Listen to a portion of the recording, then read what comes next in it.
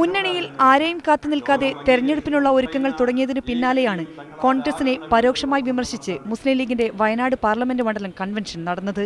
കണ്ണൂർ, വടകര മണ്ഡലങ്ങളിൽ LDFന്റെ കോട്ട തകർത്തത് കോൺഗ്രസ് ആണെങ്കിലും വാനിൽ പറന്നുയർന്നത് ലീഗിന്റെ കൊടിയാണെന്ന് PK കുഞ്ഞാലിക്കുട്ടി പറഞ്ഞു.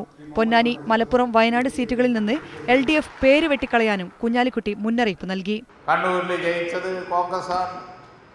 UDFന്റെ കാൻഡിഡേറ്റായി വടകരയിൽ കോട്ട തകർത്ത് ജയിച്ചത് UDFന്റെ സ്ഥാനാർത്ഥി കോൺഗ്രസാണ്. പക്ഷേ വാനിൽ അത്യുയരത്തിൽ പറന്നുയർന്നത് ഇന്ത്യൻ യൂണിയൻ മുസ്ലിം ലീഗിന്റെ പതാകയാണ്.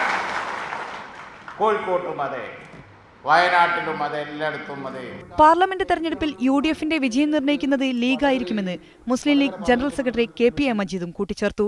എല്ലാവർക്കും മത്സരിക്കുന്നത് മാത്രമല്ല, കേരളത്തിലെ ഐക്യജനാധിപത്യ മുന്നണിയുടെ സ്ഥാനാർത്ഥികളുടെ വിജയം നിർണയിക്കുന്നത്, തീരുമാനിക്കുന്നത് ഇന്ത്യൻ യൂണിയൻ മുസ്ലിം ലീഗ് പാർട്ടിയായിരിക്കും എന്നതാണ് നിങ്ങൾ മനസ്സിലാക്കേണ്ട കാര്യം. അധിക ലോക്സഭാ സീറ്റിനുള്ള മുസ്ലിം ലീഗിന്റെ അവകാശവാദത്തെ ഉയർത്തിക്കാട്ടുന്നതായിരുന്നു നേതാക്കളുടെ പ്രസംഗങ്ങൾ.